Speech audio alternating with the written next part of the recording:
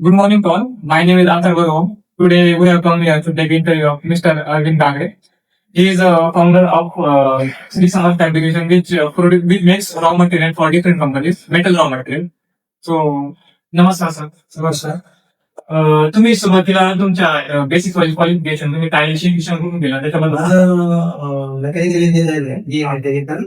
मी तेव्हा नंदनला बी मेकॅनिकल काढला असा होतो. त्याच्यानंतर एक वर्ष मी शुगर इंडस्ट्रीमध्ये काम केलं, एक वर्ष स्टेट ट्रान्सपोर्ट मध्ये केला आणि त्याच्यानंतर मी पुण्यामध्ये आलो. पुण्यामध्ये साधारण मी एक वर्ष मॅक्झिमम काम केलं, एक वर्ष ऍज एम्प्लॉई. आणि मी जे काम केलं ते एक वर्षात मला इतकं काही शिकायला भेटला, जे मी कारण मला आजारी असल्यामुळे मला तो चान्स भेटला आणि त्याच्यामुळे मी सगळ्या गोष्टी इन्व्हॉल्व असल्यामुळे मला सगळं शिकायला भेटलं. आणि ते आजारी असल्यामुळे नंतर 6 महिने त्यांची डेथ झाली. त्याच्यानंतर मग तरी 6 महिने सांभाळलं आणि त्यांच्या प्रॉब्लेम असल्यामुळे त्यांना ते शेअर करू शकत होते.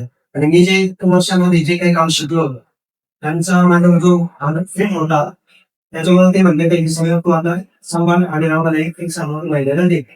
आणि माझ्याकडे काय भागवत नव्हतं आणि त्या संधीचं मी सोडून केलं. मी स्वतः पण जवळपास 2 वर्ष सगळी कामं करत होतो, म्हणजे ग्राइंडिंग करणं सगळ्या गोष्टी. कारण आमच्याकडे limited man power, limited funds, त्याच्यामुळे आम्ही सगळे काम बघून जी ऑर्डर भेटत ती कस्टमर जे सांगाल ते आम्ही काम करत गेलो आणि हळूहळू आम्ही ती ग्रोथ करत गेलो. आणि आता 25 वर्ष झाले आम्ही चांगल्या लेवलला पण खूप काही एनएनसी कस्टमर आमचे ते एक्सपोर्ट करतात. परत डिफेन्सचं काम करतो आम्ही. एक 7 ते 2 हेवी इंजिनिअरिंगचे ग्रुप आहे आणि एक जर्मन कंपनी पण आम्ही टेकवर केली 2010. तर ते पण एक म्हणजे वेगळं प्रोडक्ट आहे, मॅग्नेट मॅन्युफॅक्चरिंग. फ्युचर मध्ये काय स्कोप आहे, काय करणार आहे तुम्ही त्याच्यामध्ये? आता आम्ही जास्त युरोपमध्ये कसं आपल्याला किंवा गल्फमध्ये जास्तीत जास्त आपल्याला कारण इंडियामध्ये इंडियन कस्टमर आणि एक्सपोर्टचे कस्टमर खूप फरक आहे.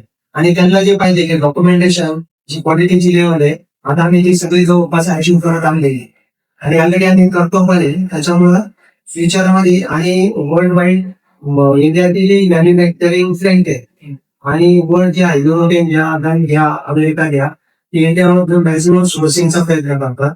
त्याच्यामुळे त्या ऑपॉर्च्युनिटीचा आम्ही लाभ घ्यायला. मग अडचणी आता का बिझनेस करताना काय काय अडचण आहे? नाही, अडचणी म्हणजे कसं आहे, अडचणी तर प्रत्येक बिझनेस मध्ये असतात. कारण काही कस्टमर कसे बऱ्याच वेळा काही फंड प्रॉब्लेम येतात, गव्हर्नमेंटची ऑर्डर करायच्या म्हणजे गव्हर्नमेंट ऍडव्हान्स देत नाही, मग ते आपल्याला मॅनेज करावं लागतात.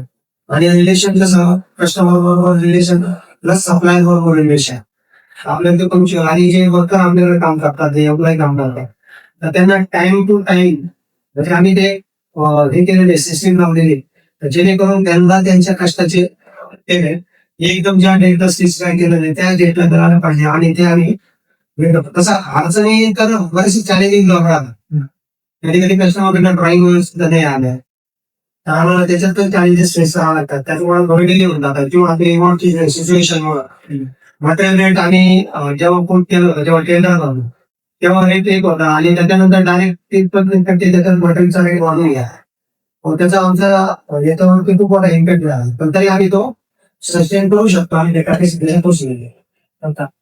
बिझनेस मध्ये उतरण्याच्या वेळेस मोस्टली जे मुलं असतात सोबत आयटी मध्ये बीटेक आयटी सेकंड आहे, तर मोस्टली विचार करत नाही. आपले मराठी माणूस असो किंवा लोक मोस्टली बिझनेस मध्ये इन्व्हेस्टमेंटच्या भीतीमुळे किंवा आता एक्सपिरियन्स नसतो त्यामुळे उतरत नाही. तर त्यांना मोटिवेट कसं करायचं की बिझनेस मध्ये हा जो आहे ना इन्व्हेस्टमेंट हा फार नंतरचा पाठ आहे. पहिले तुम्ही मेंटली प्रिपेअर व्हा. तुम्ही काय करतात, आपले लोक निगेटिव्ह विचार करतात, अरे मग धंदा करायचा मग पैसे करून द्या. असे हजारो बिझनेसवाले तर त्यांनी म्हणजे एकदम त्यांच्याकडं म्हणजे महिन्याच्या भाड्याची पण परिस्थिती नव्हती, पण त्यांना कष्ट करायची आणि काहीतरी नॉलेज होतं त्यांना. असे मी तुम्हाला इतके उदाहरण देऊ शकतो, माझ्या एकदम बाहेर पडलेले असे. आज ते 25-30 कोटीचा धंदा करतात, वेल सेटअप आहे, वेल सगळे. पहिला हा निगेटिव्ह विचार करून टाका की आहे मग आता धंदा करायचा मग करणार.